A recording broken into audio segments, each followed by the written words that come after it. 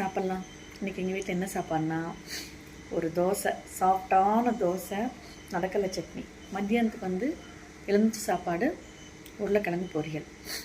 நிறைய பேர் வீட்டில் இருக்கிற பெண்கள் என்ன பண்ணுவாங்கன்னா, வீட்டு வேலையெல்லாம் முடிச்சுட்டு 11 மணி 12 மணிக்கு தான் காலையில் சாப்பாடு சாப்பிடுவாங்க. சாரிங்க, நான் அந்த மாதிரி கிடையாது. ஃபஸ்ட்டு வந்து வயிற்றை ஃபில்லப் பண்ணிட்டு தான் மற்ற வேலையை பார்ப்பேன். என்னால் சாப்பிடாமல் இருக்க முடியாது.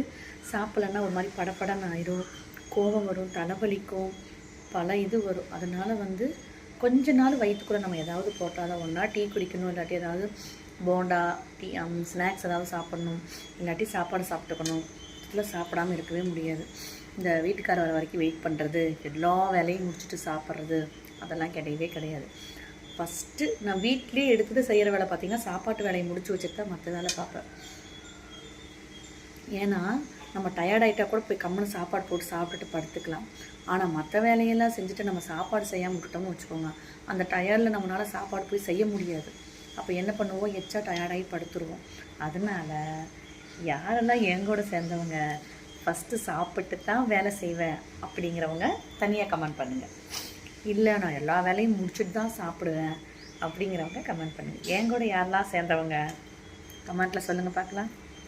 வாங்க சாப்பிட்லாம்.